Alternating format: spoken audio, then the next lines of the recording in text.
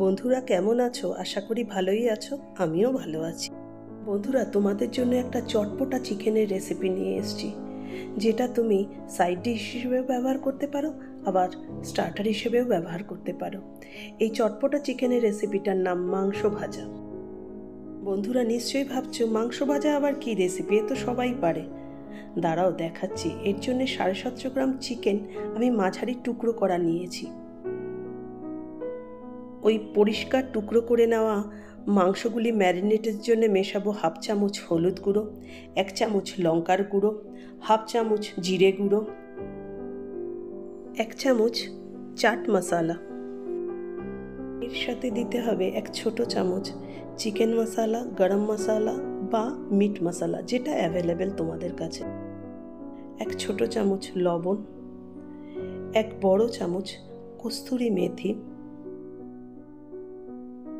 1 বড় চামচ আদা বাটা আর 1 বড় চামচ রসুন বাটা।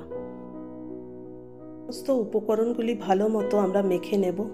আর একটা এয়ারটাইট কন্টেনারে আমরা নর্মাল ফ্রিজে রেখে দেব 1 থেকে 1.5 ঘন্টা। যদি সারা রাত রাখা যায় তাহলে তো খুব ভালো হয়। যখন গেস্ট আসবে তখন ফ্রিজ থেকে বার করে সাথে সাথে রান্না করে দিলেই 10 মিনিটে রেডি। তোরা কে কোথা থেকে দেখছো জানাতে ভুলো না কিন্তু। ফ্রাই প্যানে 3 থেকে 4 চামচ সর্ষের তেল বা সাদা তেল দিয়ে আমরা গরম করে নেব। মাংসের টুকরোগুলিকে গরম তেলে ঢাকা চাপা দিয়ে 2-3 মিনিট করে ভেজে নেব। মাংসটা ভাজা হতে হতে আমার পুরনো বন্ধুদের জানাই আমার সাথে থাকার জন্যে অনেক অনেক অনেক ভালোবাসা। আর নতুন বন্ধু যারা আজকে আমার চ্যানেলটা প্রথম দেখছো তাদেরকেও অনেক ওয়েলকাম। তোমাদের যদি আমার ভিডিওটা ভালো লেগে থাকে তাহলে তোমরা আমার চ্যানেলটা সাবস্ক্রাইব করে বেল নোটিফিকেশনটা অন করে দিও, তাহলে নতুন রেসিপি সবার আগে তোমার কাছে পৌঁছে যাবে। চিকেনের টুকরোগুলি ভাজা হলে একদিক যখন লালচে হয়ে যাবে তখন আমরা প্রত্যেকটাকে উল্টে দিয়ে আবার মিনিট 2-3 ভাজা হতে দেব, যাতে দুটো সাইডই একটু লালচে রং ধরে।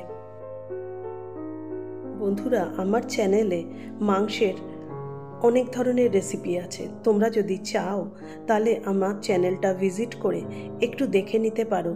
তোমাদের যদি পছন্দ হয় তাহলে তোমরা সেটাকে ট্রাই করতে পারবে। আর ট্রাই করে কিন্তু আমাকে জানাতে ভুলো না। পিসগুলি লালচে রং ধরে ভাজা ভাজা হয়ে গেছে, আমরা এগুলিকে তুলে নেব। একইভাবে আমরা বাকি ম্যারিনেটেড মাংসগুলিকেও আমরা 2 পিঠ লালচে করে ভেজে নেব।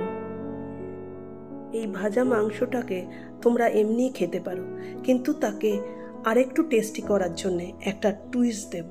গ্যারেন্টি দিয়ে বলতে পারি, যদি তোমরা এই রেসিপিটা একবার বানাও সবাই তোমাকে বারবার বানানোর জন্য রিকোয়েস্ট করবে। এবার ওই তেলে আমরা 2 পেঁয়াজ কুচি ভালো মতো লালচে করে ভেজে নেব। পেঁয়াজের সাথে আমরা স্বাদ মতো লঙ্কা কুচি দেব।